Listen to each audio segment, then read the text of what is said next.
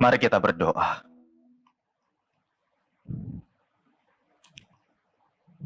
Bapa di surga, sungguh ini adalah pernyataan hati kami ya Tuhan. Di tengah-tengah segala keterbatasan yang kami alami, kami rindu Tuhan menyenangkan hati Tuhan. Kami rindu Tuhan, hidup kami tetap memuliakan Tuhan. Dan kami rindu Tuhan, segenap hidup kami mau persembahkan bagi Tuhan saja. Tuhan kiranya menolong setiap kami. Roh Kudus bekerja di dalam hidup kami, di dalam hati kami. Kembali memurnikan kami. Kembali memfokuskan setiap kami untuk boleh tenang di hadapan Tuhan, agar kami bisa mengerti isi hati Tuhan bagi setiap kami. Segala kuasa kegelapan yang mau menghancurkan dan menghalangi setiap firman bisa diberitakan, kami patahkan di dalam nama Tuhan Yesus. Dan biarlah kuasa-Mu saja yang bekerja ya Tuhan. Setiap kendala-kendala teknis yang kami alami hari ini, biarlah Tuhan tolong. Biarlah Tuhan sertai. Dan kami bisa tetap fokus mendengarkan kebenaran firman-Mu. Tolonglah juga hamba-Mu dengan segala keterbatasannya ya Tuhan. Sucikan, kuduskan, dan layakkan hamba-Mu. Terpujilah nama-Mu Tuhan. Kami siap mendengarkan firman-Mu. Hanya demi nama Tuhan Yesus kami berdoa. Amin. Selamat pagi, selamat siang, selamat sore, dan selamat malam bagi setiap kita, Bapak Ibu Saudara sekalian. Saya secara pribadi sangat bersyukur kepada Tuhan kalau hari ini bisa dipercaya oleh Tuhan juga untuk menyampaikan isi hati Tuhan bagi setiap kita hari ini. Hari ini kita akan sama-sama merenungkan satu bagian firman Tuhan. Khotbah saya beri judul In Spirit and in Truth. In Spirit and Truth. Saya akan membawakan sebuah seri khotbah True Worshipper Series. Dan saya akan membawakannya dalam 2 kali khotbah, baik minggu ini maupun di minggu yang akan datang. Jadi saudara, kita akan sama-sama merenungkan lebih dalam akan kehendak Tuhan, akan isi hati Tuhan bagi setiap kita menjadi seorang penyembah yang benar di hadapan Tuhan. Mari sama-sama kita buka firman Tuhan, kita buka Alkitab kita di dalam Injil Yohanes. Injil Yohanes pasal yang keempat. Injil Yohanes pasal yang keempat. Saya tidak akan bacakan keseluruhan pasal ini. Saya akan membacakan beberapa ayat saja. Dan Bapak Ibu Saudara bisa mengikuti di Alkitab Saudara masing-masing.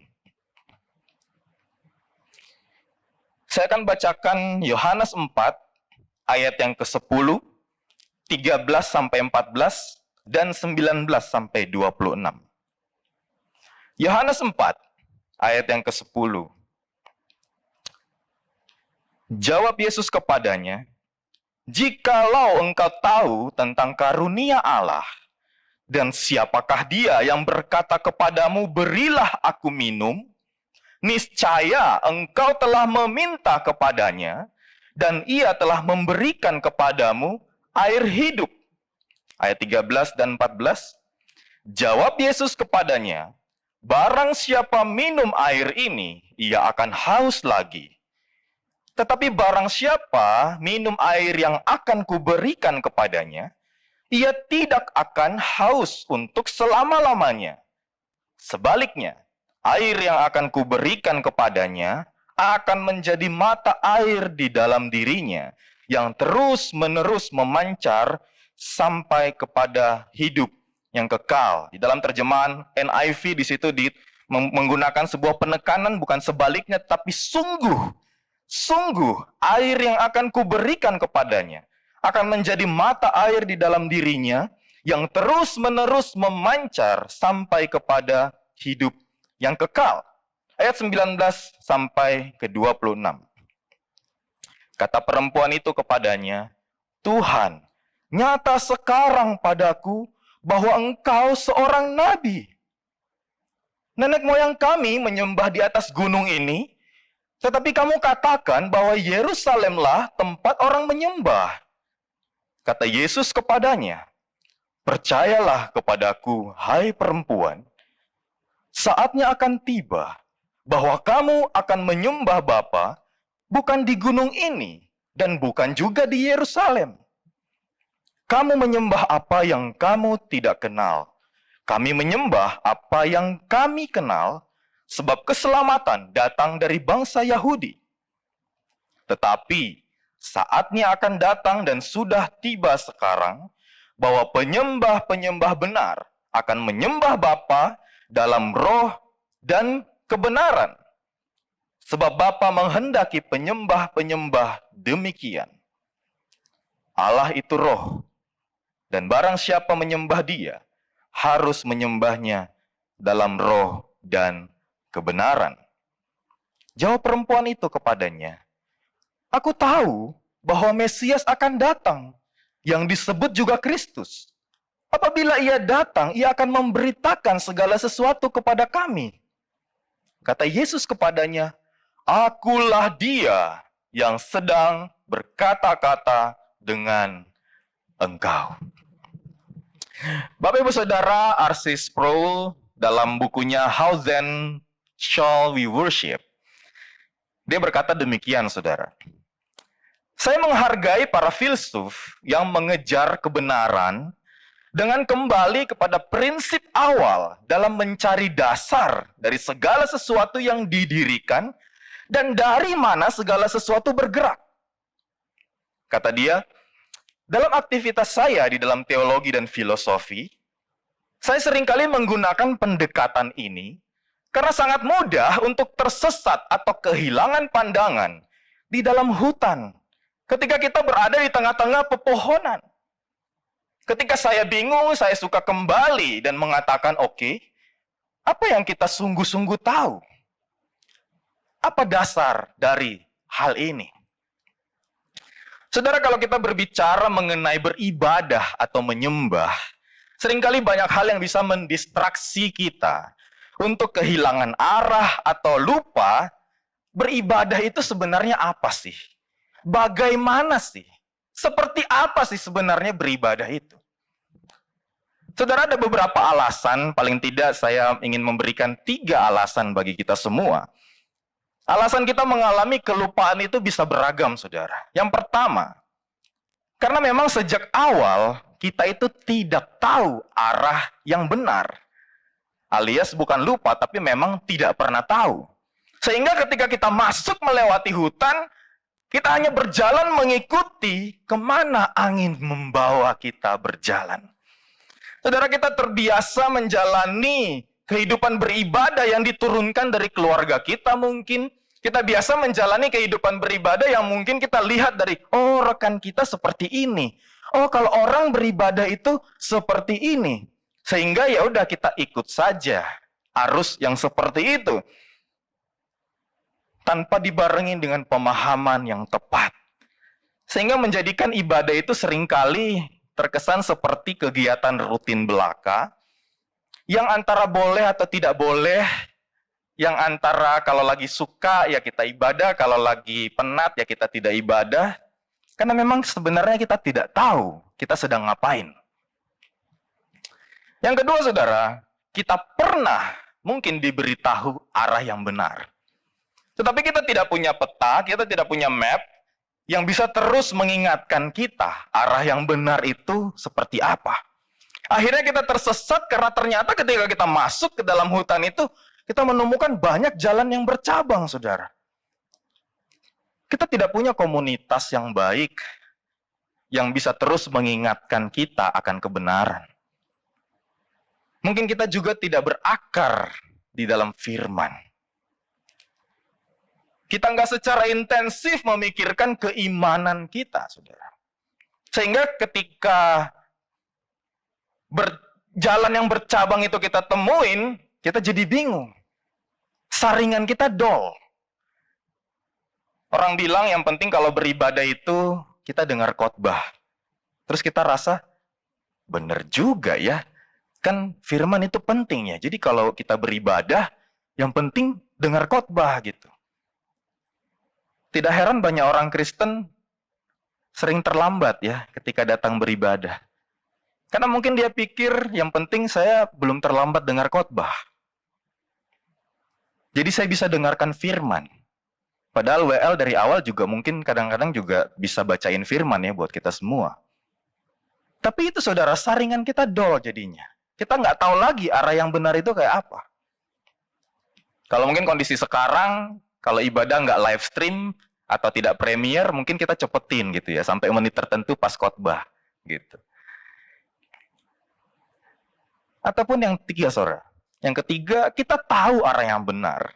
Tapi kita terlalu asik berjalan melihat kiri kanan dan menikmati keindahan hutan.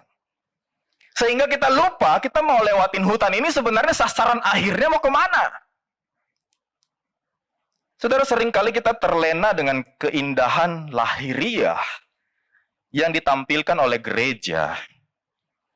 Gedungnya, lampunya, musiknya, arsitektur bangunannya, kreativitas acara di tiap eventnya. Jadinya kita lupa sebenarnya kita tuh ngapain sih. Saudara, kita harus terus-menerus kembali dan mengingatkan diri kita akan hal-hal yang esensial dalam perjalanan hidup kita sebagai orang Kristen. Agar hidup kita dapat menjadi seorang penyembah yang benar di hadapan Tuhan. Kenapa saudara kita harus memikirkan hal ini? Singkatnya saudara, kalau tadi yang sudah kita bacakan di ayat yang 24, di situ dikatakan sebab Bapa mencari penyembah yang benar. Sebab penyembah yang benarlah itu yang Bapa di sorga kehendaki. Atau yang lebih tepatnya adalah yang Bapa cari.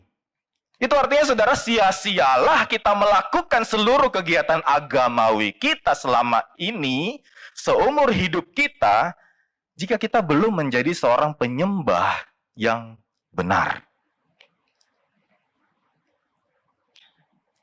Saudara, ada dua aspek yang sama pentingnya dan tidak terpisahkan, yang menentukan kita bisa menjadi penyembah yang benar. Yaitu yang pertama roh, dan yang kedua adalah kebenaran. Mengapa saya katakan ini tidak terpisahkan, saudara? Karena dalam penulisannya, dalam bahasa aslinya pun seperti itu disebutkan dalam roh dan kebenaran. Bukan di dalam roh dan di dalam kebenaran.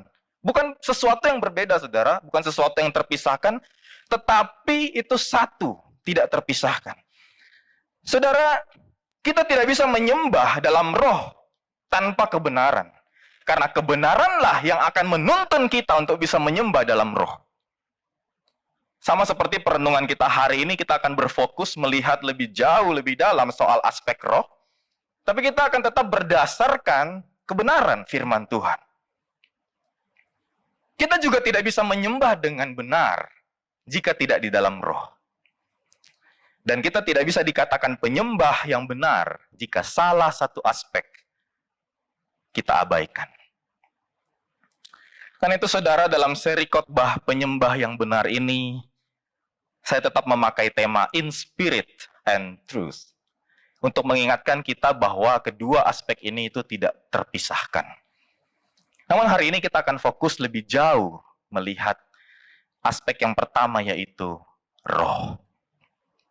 Saudara, poin penting yang mendasari perenungan kita hari ini adalah penyembahan yang benar merupakan aktivitas menyembah dari roh atau jiwa manusia kepada Allah melalui pembaharuan Roh Kudus. Saya ulangi sekali lagi, saudara. Penyembahan yang benar merupakan aktivitas menyembah dari roh atau jiwa manusia kepada Allah melalui pembaharuan Roh Kudus. Saudara, penyembahan yang benar itu sesungguhnya bukanlah aktivitas ragawi atau lahiriah kita, melainkan aktivitas rohani atau batinia. Worship isn't just a ritual, but spiritual. Saudara, mari kita simak percakapan Yesus dengan perempuan Samaria ini. Saya mulai dari ayat yang ke-20. Nenek moyang kami menyembah di atas gunung ini. Tetapi kamu katakan bahwa Yerusalemlah tempat orang menyembah. Saudara, peribadahan pada zaman itu sangat identik dengan tempat.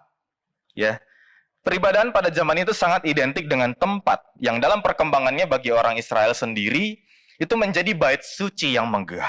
Ya, sepanjang perjalanan hidup orang Israel, Alkitab mencatat mereka seringkali mendirikan mezbah bagi Tuhan.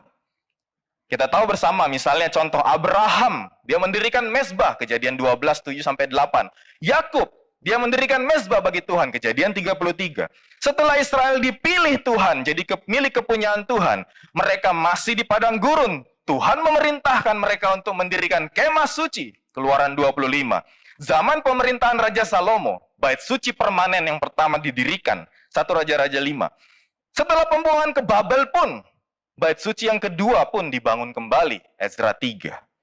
Dan saat peletakan peletakan dasar bangunan itu, ya, itu sungguh mendatangkan kegirangan yang besar bagi bangsa Israel, saudara. Sampai di Ezra 3 ayat 13 itu dicatat, ya, orang-orang itu sampai tidak bisa lagi bedakan yang mana sorak-sorai kegirangan dan yang mana tangis haru daripada rakyat. Saudara, keberadaan bait suci itu sangat istimewa sekali bagi orang Israel. Karena apa, saudara? Keberadaan bait suci itu menandakan Allah itu berkenan ditemui saat umatnya mencari Dia. Allah itu bersemayam, tinggal, hadir di tengah-tengah mereka. Tidak heran, saudara, orang Samaria juga punya ritual yang sama, mendirikan mezbah untuk Tuhan sebagai penyembahan mereka. Karena kenapa? Karena memang nenek moyang orang Samaria itu orang Israel juga. Terbukti di ayat yang ke-12, saudara, perempuan Samaria ini menyebutkan Yakub itu juga adalah bapak leluhur mereka. Namun karena alasan kawin campur yang terjadi pada masa penjajahan Asyur, keturunan Yahudi yang asli itu tidak mau lagi menerima orang Samaria. Di kitab Esra pasal yang keempat ada dicatat bahwa ada orang-orang yang menawarkan untuk turut membangun bait suci bersama-sama karena mereka sesungguhnya menyembah Allah yang sama. Banyak yang beranggapan itu adalah orang-orang Samaria. Namun orang Yahudi yang kembali dari pembuangan itu menolak mereka. Karena memandang mereka bukan lagi orang Israel murni. Ya, sebab mereka telah hidup bercampur dengan bangsa kafir lainnya. Nah, karena penolakan inilah, saudara, akhirnya mereka membangun gereja baru. Ya, mereka bangun bait suci yang baru di Gunung Gerizim sebagai tandingan bait suci yang ada di Yerusalem. Saudara, selain karena menyadari keberdosaannya, perempuan Samaria ini, ya, kalau kita lihat di ayat yang ke-16 sampai 18, di situ ada mencatat tentang Yesus menyatakan akan dosa orang Samaria ini. Dia sudah punya 5 suami, tapi yang tinggal bersama-sama dengan dia sekarang bukan suaminya, pria yang lain lagi.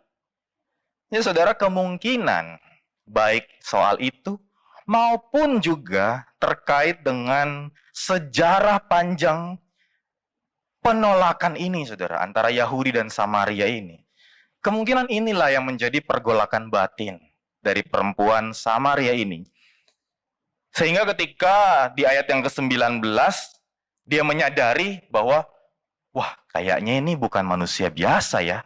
Coba deh saya tanya dia. Kau tahu, saudara, ayat 19, dia sebut Yesus dengan seorang nabi. Maka diangkatlah pembicaraan terkait dengan tempat peribadahan ini kepada Yesus. Berharap, ya, dia berharap bisa mendapatkan jawaban dari Yesus, ya, di mana sesungguhnya dia bisa datang mencari Tuhan. Namun, saudara, alih-alih mengkonfirmasi bait suci yang mana atau menjelaskan mengapa perbedaan itu terjadi, Yesus malah menjawab apa, saudara? Tidak keduanya. Ayat 21 di situ kata Yesus kepadanya, percayalah kepadaku hai perempuan, saatnya akan tiba bahwa kamu akan menyembah Bapa bukan di gunung ini dan bukan juga di Yerusalem. What? Oke. Lalu Yesus melanjutkan di ayat yang ke-22 hingga 24, kamu menyembah apa yang tidak kamu kenal, kami menyembah apa yang kami kenal. Sebab keselamatan datang dari bangsa Yahudi. Tetapi saatnya akan datang dan sudah tiba sekarang, bahwa penyembah-penyembah benar akan menyembah Bapa dalam roh dan kebenaran. Sebab Bapa menghendaki penyembah-penyembah demikian. Allah itu roh, dan barang siapa menyembah Dia, harus menyembahnya dalam roh dan kebenaran. Wow, apa lagi ini? Makin bingunglah perempuan Samaria. Saudara, sejak dahulu para leluhur melakukan ibadah itu di bait suci, saudara, baik di Yerusalem maupun di Gerizim. Bahkan sejak awal bangsa Israel dipilih Tuhan keluar dari pembuangan di Mesir, Keluaran 25 itu mencatat Allah sendiri yang berfirman kepada Musa untuk membuat tempat kudus, yakni kemah suci dan segala perabotannya bagi Allah. Itulah tanda Allah berdiam di tengah-tengah Israel. Dan orang Samaria tentu tahu akan hal ini, saudara, karena orang Samaria itu juga menerima Taurat Musa sebagai kitab suci mereka. Wait. Siapa nabi ini? Kok berani sekali dia berkata demikian? Seakan memutus tradisi yang sudah berjalan ratusan tahun. Yang bahkan pada awalnya adalah ketetapan Allah sendiri untuk bangsa Israel lakukan. Saudara, dalam kebingungan itulah perempuan Samaria ini mengingat ada nubuatan tentang seorang nabi utusan Allah. Ayat 25 dan 26. Jawab perempuan itu kepadanya, aku tahu bahwa Mesias akan datang yang disebut juga Kristus. Apabila ia datang, ia akan memberitakan segala sesuatu kepada kami. Kata Yesus kepadanya, akulah dia yang sedang berkata-kata dengan engkau. Boom! Saudara, itu ekspresi beberapa anak Saul biasanya ya ketika mendengarkan sebuah kebenaran. Boom! Saudara, saat itu Yesus sedang meresmikan sebuah ketetapan yang baru bagi setiap orang yang mau mencari Allah. Ayat 23 mengatakan, saatnya akan datang dan sudah tiba sekarang. The hour is coming and now is. Sejak pertemuan antara Yesus dengan perempuan Samaria itu, sampai seterusnya, sampai selama-lamanya, kalau manusia mau cari Tuhan, haruslah di dalam roh dan kebenaran. Saudara, nangkep nggak masalah yang ingin Yesus selesaikan?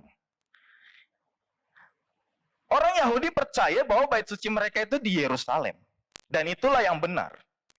Berarti mereka percaya bahwa Allah bersemayam di Yerusalem.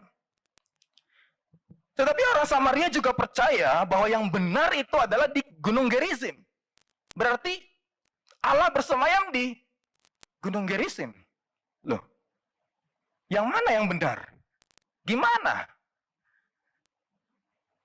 Yesus katakan kepada perempuan Samaria ini, Bu, Allah itu sifat asasinya roh. Allah itu di dalam kemahakuasaannya tidak bisa dibatasi oleh ruang dan waktu. Jadi kalau kita mau sederhanakan, saudara, apa yang Yesus mau ungkapkan di ayat 23 dan 24. Yang pertama, saudara, di mana saja, kapan saja, dan bagaimanapun, dalam situasi apapun, asal di dalam roh dan kebenaran, engkau dapat mendapati Allah. Engkau bisa menemukan Allah. Engkau bisa menyembah Allah. Dan yang kedua, lebih jauh lagi Yesus mau katakan apa, saudara? Penyembahan kepada Bapa itu en pneumati. posisinya itu terjadi di dalam roh kita, bukan di dalam tubuh. Jadi kita tidak bisa lagi katakan, saudara, kalau saya mau menyembah Allah, oh harus di gereja. Rumah itu bukan gereja. Saya tidak bisa mengalami perjumpaan dengan Tuhan. Jailah, ya. Well, walaupun no excuse ya, pada waktunya nanti kita tetap harus datang ke gereja. Karena public worship juga adalah kehendak Allah, saudara. Kemudian kita juga nggak bisa katakan, oh kalau saya mau menyembah Allah itu saya harus bisa nyanyi. Saya harus tahu lagunya. Jadi saya bisa alami perjumpaan dengan Allah. Oke, well, pujian itu saudara menolong kita untuk mengekspresikan penyembahan kita kepada Tuhan. Tetapi pujian itu bukan satu-satunya ekspresi penyembahan manusia kepada Tuhan.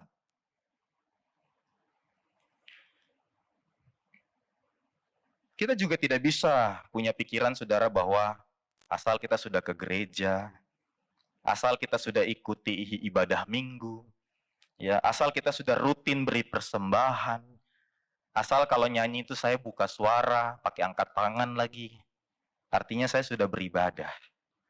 Saya sudah menyembah Tuhan. Really? Saudara, dulu banyak gereja yang suka ribut ya soal ibadah. Itu katanya ibadah kalau mau bagus itu harusnya tidak boleh pakai alat musik pukul tertentu, ya. Katakanlah inisialnya drum misalnya gitu ya. Lagunya tidak boleh pakai lagu kontemporer, lagunya itu harus pakai jenis komposisi lagu tertentu. Ya, sebut saja inisialnya hymn misalnya gitu ya. Yang jadi masalah di sini ialah perdebatan terkait hal ragawi yang kasat mata itu seringkali membuahkan perpecahan di dalam jemaat. Namun masalah itu diangkat tanpa ngerti terlebih dahulu dasar yang alasannya itu kenapa kita mau pakai, kenapa kita tidak pakai.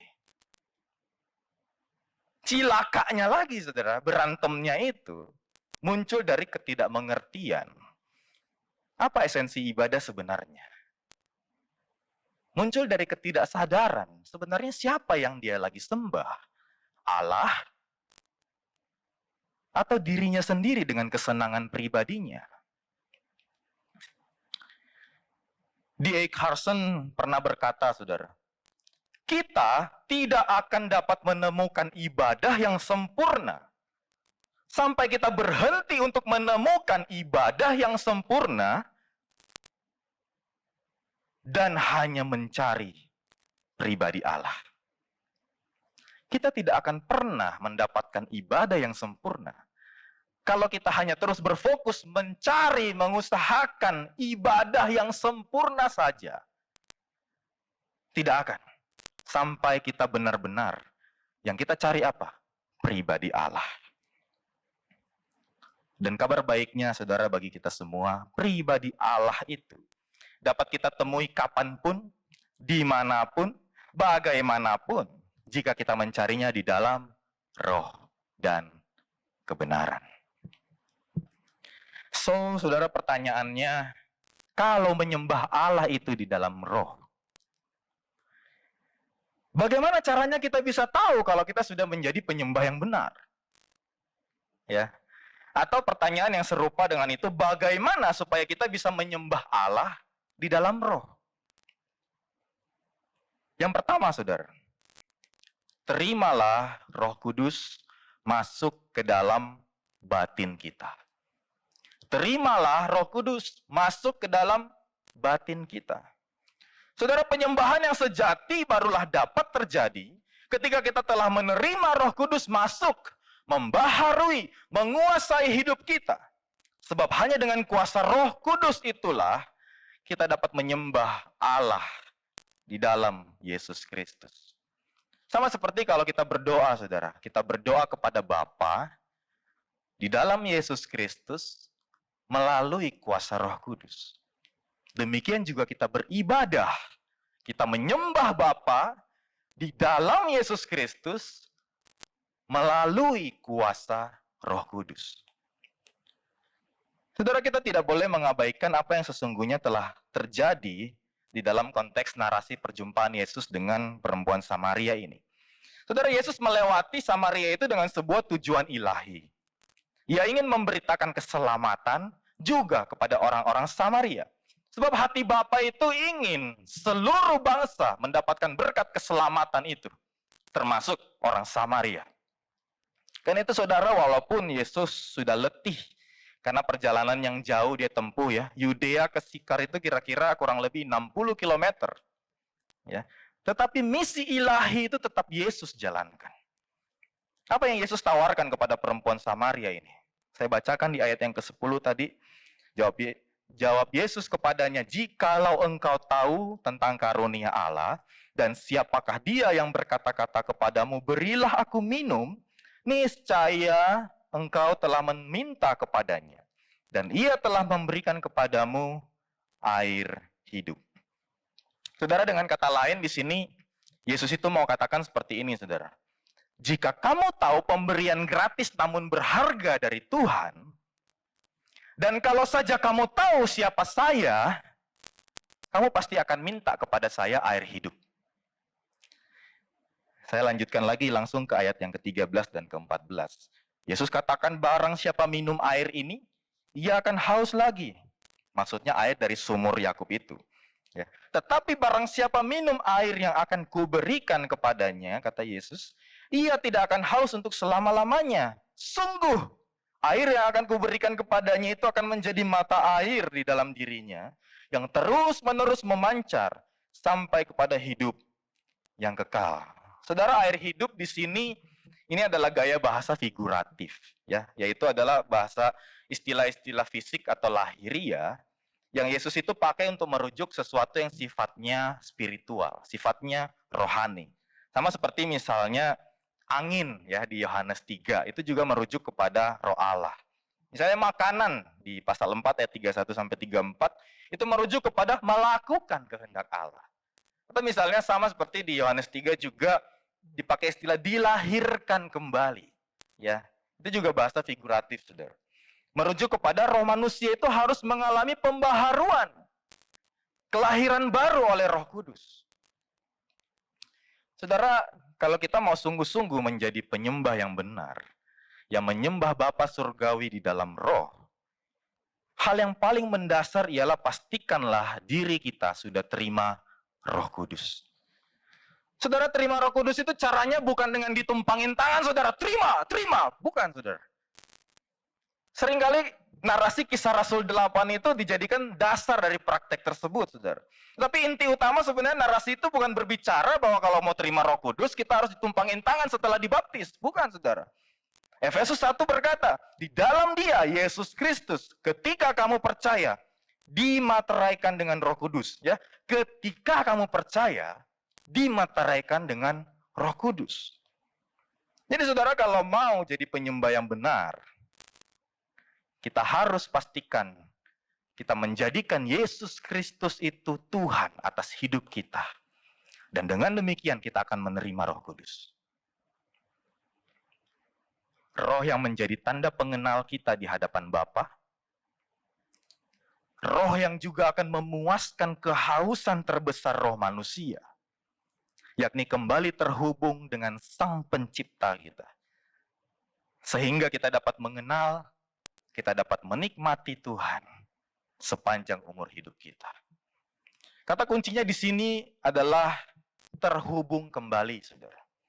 Kalau kita mau menjadi penyembah yang benar, kalau kita mau menyembah dalam roh, kita harus pastikan kita bisa terhubung kembali dengan Allah, yang juga sifat asasinya adalah roh.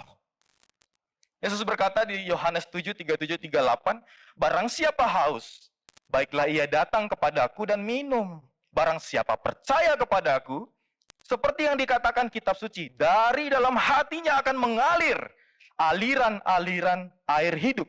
Yohanes 3 ayat 5 berkata, sesungguhnya jika seorang tidak dilahirkan dari air dan roh Allah, ia tidak dapat masuk ke dalam kerajaan Allah. Yang mau saya katakan di sini, saudara, di dalam Yesus Kristus, roh kita akan dilahirbarukan oleh roh Allah.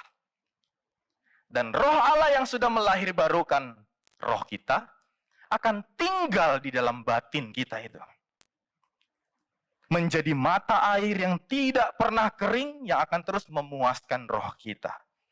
Sama seperti dalam nubuatan pembaharuan hidup Israel, saudara, di Yehezkiel 36:27, Allah berkata, rohku akan kuberikan diam di dalam batinmu.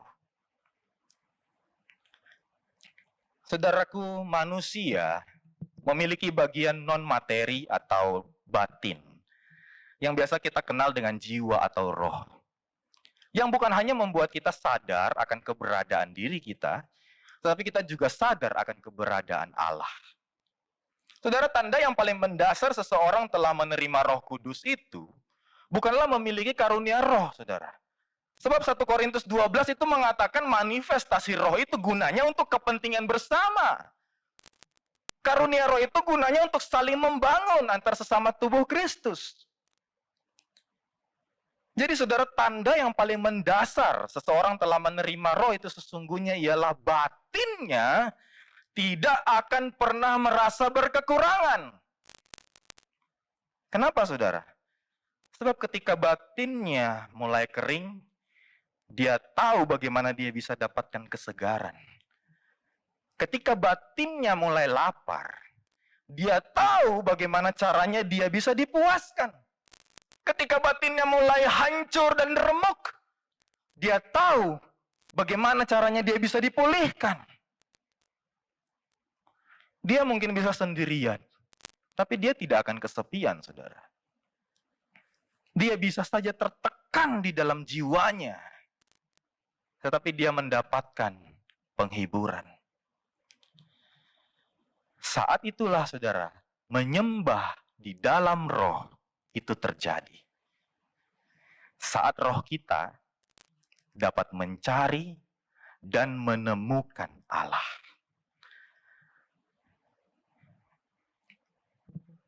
Saudara, hari ini, sudahkah kita sungguh-sungguh percaya di dalam Yesus Kristus dan menerima Roh Kudus di dalam hidup kita?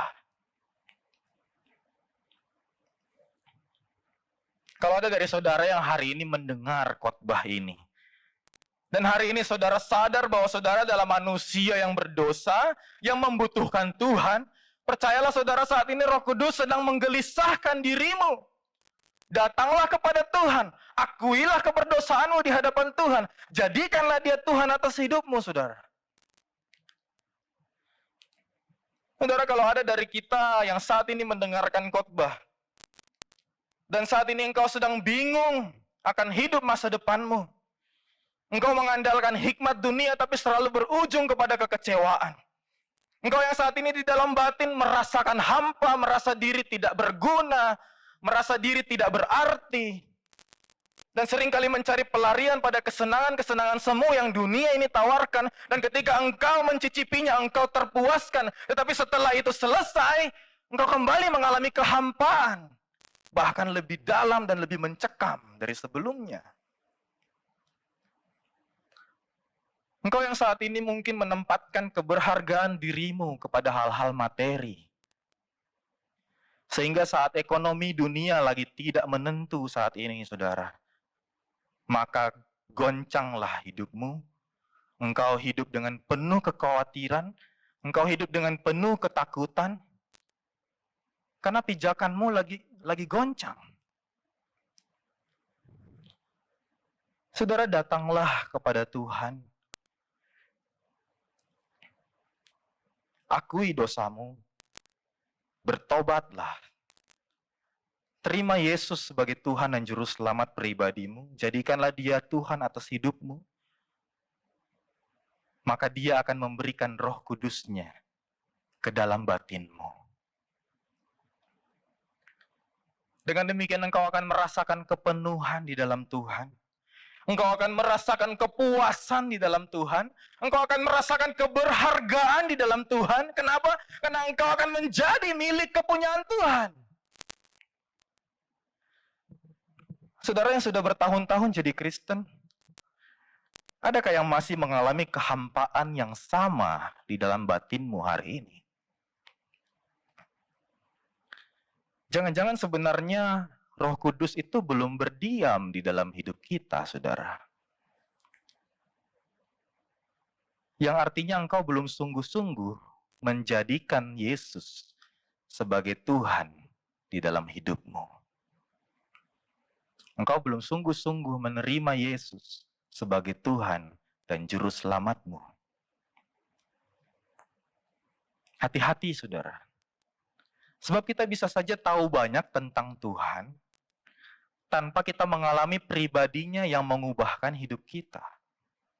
Hati-hati, saudara, sebab kita bisa saja meyakini bahwa Yesus itu adalah Tuhan dari apa yang tercatat dan kita baca mungkin setiap hari di Alkitab ini, tanpa kita sungguh-sungguh menjadikan Tuhan itu Tuhan atas hidup kita.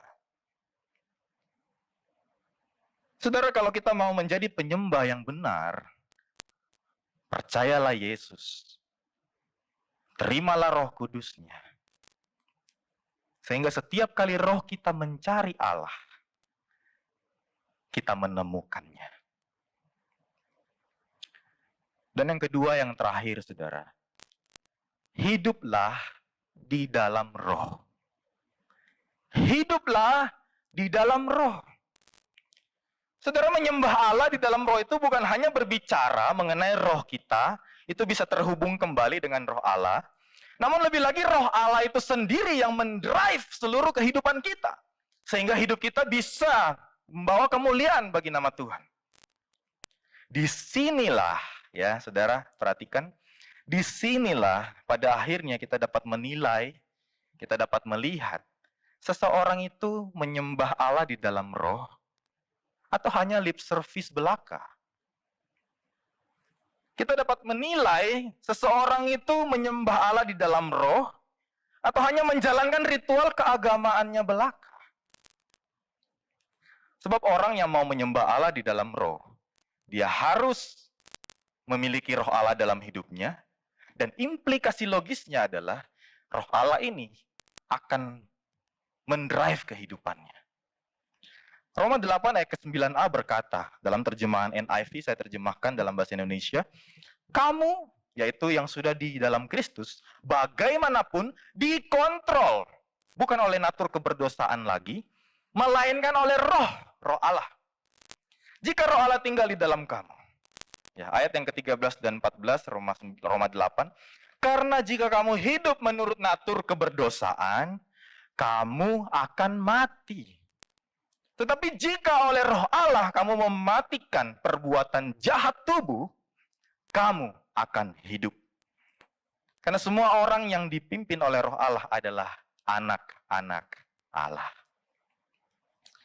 Itulah yang perlu kita sadari, sama seperti Galatia 5 ayat 17 mengatakan, keinginan daging itu pasti berlawanan dengan keinginan roh. Wah, sulit ya. Sebab walaupun batin kita telah ditebus oleh Allah, kita masih harus berjuang mengerjakan keselamatan kita, ya. Membuktikan, menyatakan bahwa kita sungguh-sungguh adalah orang yang sudah diselamatkan. Dengan cara apa? Hidup di dalam roh. Galatia 5, 22 sampai 23 itu dengan rinci memberitahukan. Kalau kita sudah hidup di dalam roh, artinya apa? Buah roh itu akan muncul, akan nampak. Orang itu bisa lihat buahnya. Karena itu saudara, kita nggak bisa katakan, oh kalau menyembah di dalam roh itu, berarti hanya kita doang dengan Tuhan yang tahu. Kan hati kita sama Tuhan. Nggak bisa saudara. Karena kalau kita mengatakan kita menyembah di dalam roh, implikasinya adalah roh Allah itu harus mendrive juga hidup kita. Dan dengan demikian buah roh itu harus nampak.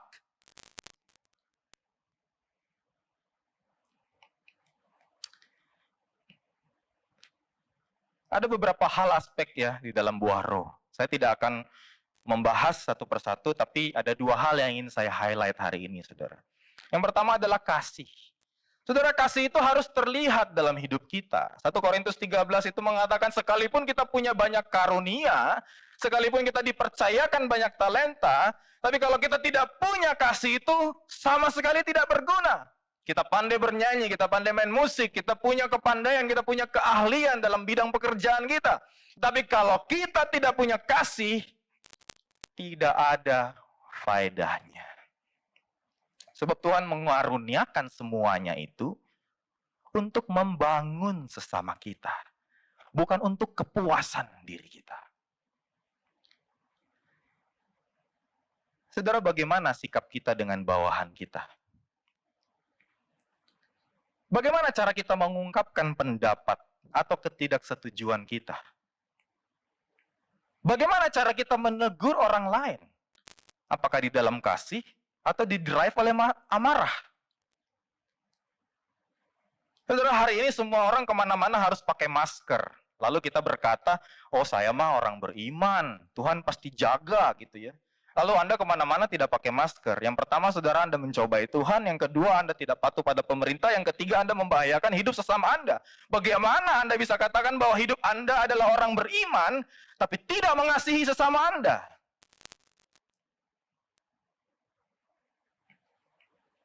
Yang kedua, saudara, yang saya mau highlight adalah sukacita. Ada orang yang kesana kemari itu suka ya diskusi soal doktrin, suka ngobrolin teologi gitu ya. Tapi kalau kemana-mana ketemu orang itu mukanya murung aja. Kalau disapa, pagi.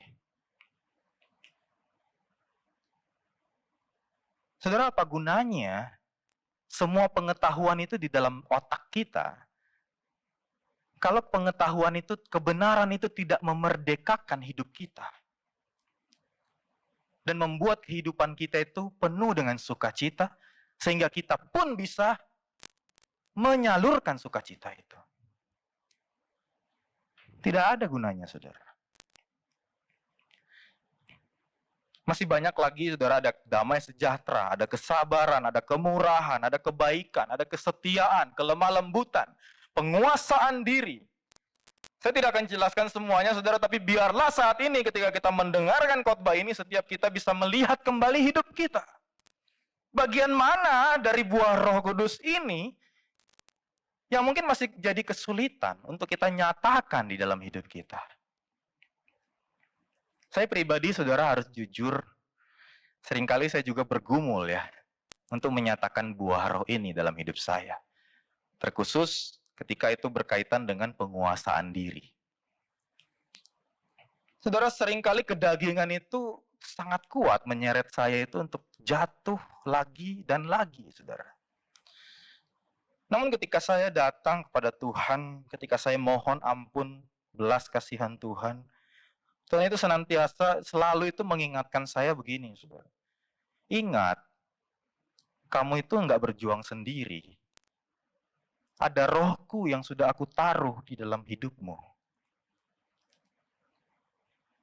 Jadi seakan-akan itu, saudara, dalam hidup ini ada yang semangatin gitu, saudara. Ayo Noel, kamu itu bisa matikan kedagingan ini. Kamu itu bisa matikan keinginan ini. Ayo, kuasai dirimu. Saudara, kalau Roh Kudus sungguh berdiam di dalam hidup kita, dan kalau Roh Kudus yang berdiam itu diibaratkan seperti mata air yang meluap dari dalam batin kita. Pertanyaannya, saudara, hidup kita ini mau jadi bendungan atau mau jadi saluran? Sewajarnya saluran, saudara. Karena yang namanya mata air itu tidak akan pernah berhenti mengalir. Dia akan terus menyegarkan, dia akan terus memenuhi hidup kita. Saudara, seberapa besar pun usaha kita untuk menahannya, mau tidak mau pasti akan meluber keluar, saudara. Hal ini menggambarkan bahwa kalau Roh Allah itu sungguh berdiam di dalam batin kita, dan hidup kita sungguh dipimpin oleh Roh-Nya, pasti buah Roh itu akan terlihat. Terlihat saat kita lagi di rumah, terlihat saat kita lagi di tempat kerja, terlihat saat kita lagi di gereja, terlihat saat kita lagi jalan-jalan di mall, ya, terlihat saat kita lagi melakukan pelayanan gerejawi, terlihat saat kita lagi diskusi dengan orang lain, Terlihat saat kita sedang mengambil keputusan, pemikiran-pemikiran apa, pertimbangan-pertimbangan apa yang kita miliki. Terlihat saat kita lagi berpapasan dengan orang lain, baik yang kita kenal maupun yang kita tidak kenal. Terlihat saat kita lagi berkumpul dengan orang lain, lagi kongko-kongko. Ataupun juga bahkan terlihat ketika kita lagi sendiri, saudara. Tuhan lihat.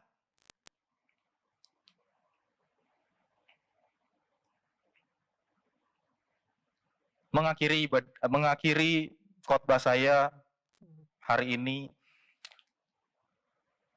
saya akan merampungkan dan memberikan sebuah rangkuman apa saja yang sudah kita dengarkan.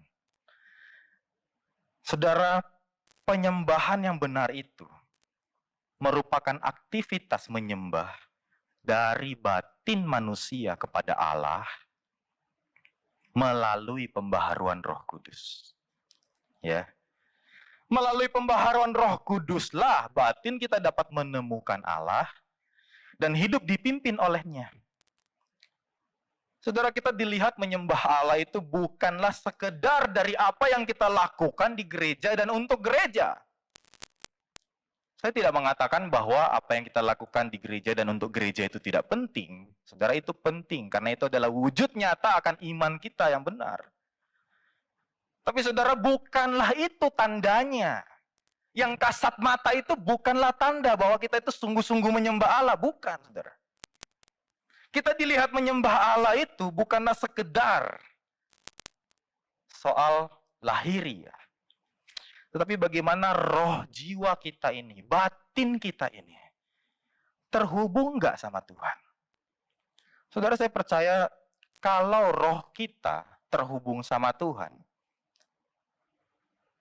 apa yang nampak di dalam lahiriah kita ini pasti akan sungguh-sungguh orang bisa lihat. Kalau kita sungguh-sungguh terhubung sama Tuhan, kita nggak usah minta, gereja nggak usah ngomong. Saudara pasti akan melakukan yang terbaik buat gereja. Kalau roh kita sungguh-sungguh terhubung dengan Tuhan, bos kita nggak usah ngomong.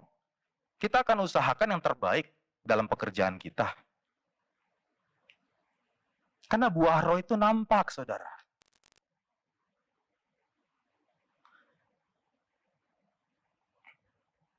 Sehingga ketika kita bertemu dengan orang lain juga dapat melihat hidup kita, orang dapat merasakan, orang dapat menikmati juga buah roh yang kita hasilkan. Sehingga apa, saudara? Sadarilah, kemungkinan itu juga bisa menjadi kesempatan yang Tuhan bukakan untuk kita bisa mengajak dia juga menjadi seorang penyembah yang benar. Karena melihat hidup kita. Saudaraku, kiranya kuasa Roh Kudus senantiasa menolong kita untuk tetap setia menjadi seorang penyembah Bapa di dalam Yesus Kristus, Tuhan kita. Amin. Mari kita berdoa, saudara.